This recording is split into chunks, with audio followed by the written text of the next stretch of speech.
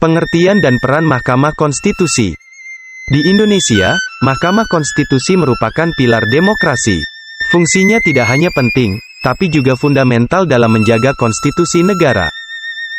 Sebagai penjaga konstitusi, Mahkamah Konstitusi memastikan setiap peraturan dan kebijakan pemerintah tidak bertentangan dengan UUD 1945. Hal ini termasuk memutuskan sengketa hasil pemilihan umum, yang menegaskan perannya dalam menjaga demokrasi berjalan sehat dan adil. Mahkamah Konstitusi juga berwenang menguji undang-undang terhadap UUD. Ini berarti, bisa membatalkan undang-undang yang tidak konstitusional. Keberadaannya menjamin hak asasi manusia terlindungi dari kebijakan negara yang mungkin merugikan. Ini esensi dari keadilan konstitusional. Penyelenggaraan keadilan oleh Mahkamah Konstitusi dilakukan melalui persidangan yang terbuka untuk umum, menegaskan transparansi dan keadilan proses. Inilah Mahkamah Konstitusi, benteng terakhir demokrasi Indonesia. Melalui wewenang dan fungsi-fungsinya, menjaga agar roda pemerintahan tetap pada jalurnya. Peran vital Mahkamah Konstitusi dalam menjaga konstitusi. Selamat datang di penjelasan singkat tentang fungsi Mahkamah Konstitusi. Tempat di mana keadilan konstitusional dijaga di Indonesia. Mahkamah Konstitusi berperan penting dalam menjaga dasar negara. Mereka memastikan setiap undang-undang sesuai dengan UUD 1945. Salah satu fungsi utama adalah menguji konstitusionalitas peraturan. Apakah sebuah undang-undang bertentangan atau sejalan dengan konstitusi, mereka yang memutuskan. Bukan hanya itu, Mahkamah Konstitusi juga menyelesaikan sengketa kewenangan lembaga negara. Menjaga harmoni dan keseimbangan dalam pemerintahan. Berikutnya adalah penyelesaian perselisihan hasil pemilihan umum. Mereka memastikan proses demokrasi berlangsung adil dan transparan. Selain itu, mereka juga mempunyai wewenang atas putusan pengujian partai politik serta peninjauan kembali putusan sebelumnya. Mahkamah Konstitusi, pelindung konstitusi dan demokrasi. Mereka menjaga agar setiap kebijakan dan tindakan pemerintah tetap pada koridor konstitusi. Pengaruh Mahkamah Konstitusi terhadap kedaulatan negara.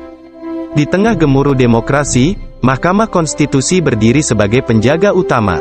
Mereka menjaga agar tak ada yang melenceng dari konstitusi. Lewat keputusannya, Mahkamah Konstitusi mempengaruhi arah kebijakan negara. Setiap putusan menjadi penentu, memastikan kebijakan tidak bertentangan dengan konstitusi. Sebagai pilar demokrasi, mereka memperkuat sistem checks and balances. Tidak ada lembaga yang bisa berkuasa tanpa batas, semua harus berada dalam koridor konstitusi. Mahkamah Konstitusi juga berperan dalam melindungi hak-hak warga. Mereka memastikan bahwa setiap kebijakan pemerintah tidak menginjak hak dasar warga. Dalam sengketa pemilu, peran Mahkamah Konstitusi sangat krusial. Keputusannya menentukan hasil pemilu yang adil dan transparan, menghindari konflik pasca pemilu.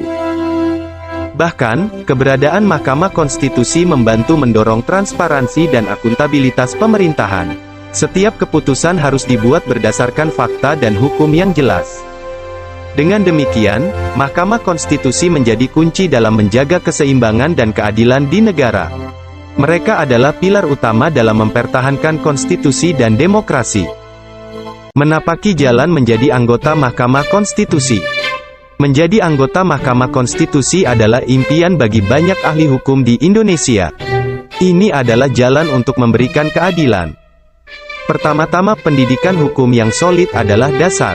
Gelar sarjana hukum adalah prasyarat, dan pengalaman dalam bidang hukum sangat dihargai. Mahir dalam konstitusi dan undang-undang negara juga krusial. Membaca dan memahami setiap detail akan membuka jalan menuju kesuksesan.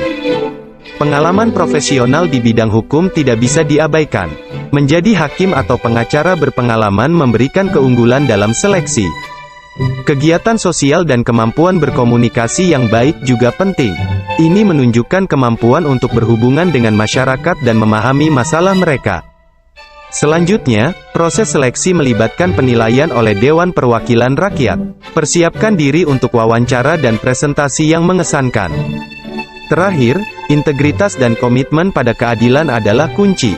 Menjadi anggota Mahkamah Konstitusi bukan hanya pekerjaan, tapi panggilan untuk keadilan. Menjadi pilar demokrasi, syarat menjadi anggota Mahkamah Konstitusi.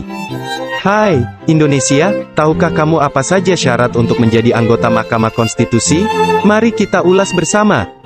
Pertama, warga negara Indonesia asli yang setia pada Pancasila dan UUD 1945. Dedikasi ini adalah fondasi utama.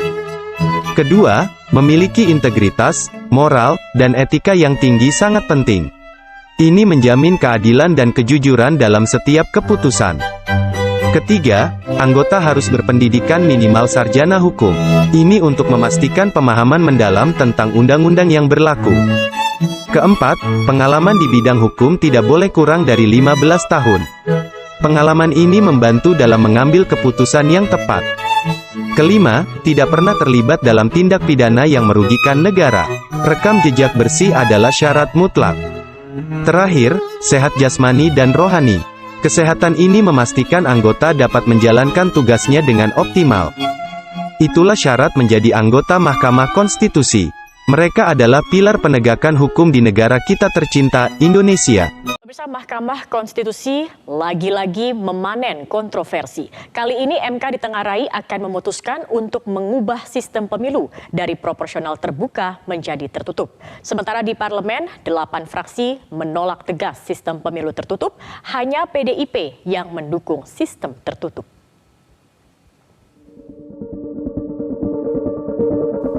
Benarkah Mahkamah Konstitusi akan memutuskan untuk mengubah sistem pemilu dari proporsional terbuka menjadi tertutup? Saya menerima informasi yang tentu saya yakini dari sumber yang kredibel. Dan karenanya ini menjadi penting untuk diketahui oleh publik. Karena menurut saya, jika MK akhirnya memutuskan sistem pemilu kembali menjadi proporsional tertutup, ini akan menimbulkan persoalan-persoalan yang sangat mendasar. Pertama, seharusnya tentang sistem pemilu apakah tertutup dan terbuka, itu adalah pilihan. Artinya masing-masing pasti punya kelebihan dan kekurangan. Karena itu dalam Undang-Undang Dasar kita tidak ada ketentuan yang mengharuskan menggunakan sistem pemilu legislatif yang mana. Nah, itu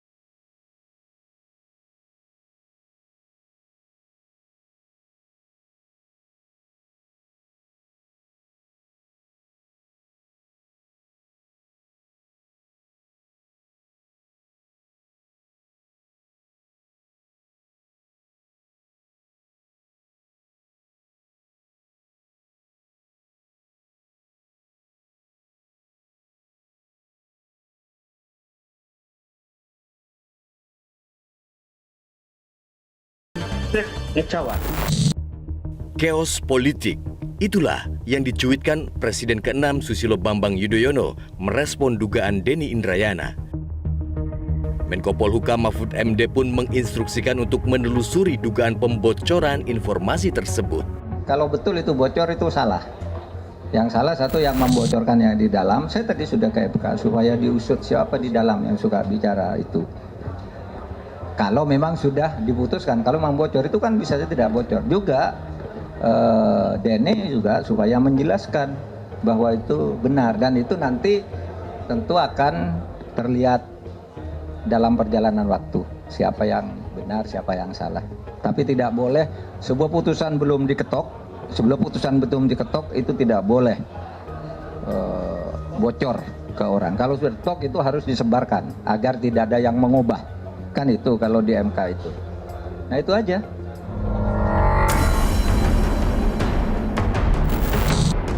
Sementara itu 8 fraksi di parlemen menolak keras penerapan sistem pemilu proporsional tertutup. Hanya PDIP saja yang mendukung sistem pemilu proporsional tertutup. Sampai dengan pendaftaran kemarin, sistem yang berlaku adalah sistem terbuka. Nah, jadi kalau ada yang mencoba merubah-rubah sistem itu, orang yang mendaftar sebanyak itu akan protes. Dan kita tidak suruh, karena mereka kehilangan hak konstitusionalnya untuk dipilih. Ya kan, kalau dia dengan sistem tertutup, dia tidak bisa dipilih. Yang dipilih partai politik. Itu persoalannya. Partai Demokrat dan fraksi Partai Demokrat tentu tetap konsisten. Hari ini sistem proporsional terbuka adalah sistem yang terbaik. Apalagi kita juga menggarisbawahi tahapan proses pemilu yang telah dilakukan oleh KPU dan teman-teman di parlemen, bahkan teman-teman partai politik, baik yang ada di parlemen dan yang akan mengikuti pemilu, juga telah bersiap-siap.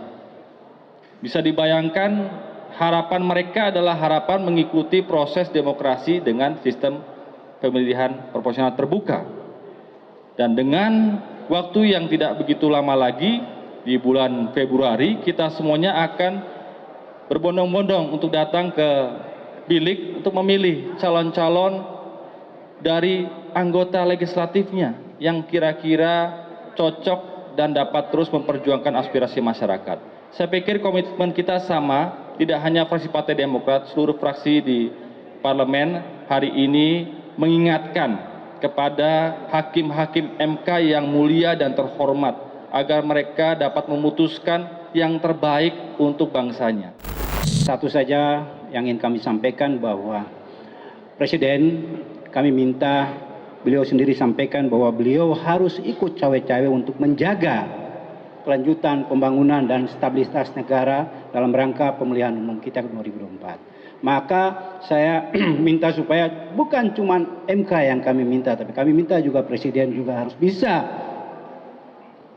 mendukung apa yang menjadi harapan dari masyarakat. Ini bukan harapan kita, ini harapan dari masyarakat untuk pemilu ini bisa secara terbuka karena itu adalah hak rakyat. Ya, maka kami minta untuk Presiden harus juga bersuara sebagai kepala negara karena ini adalah suara rakyat.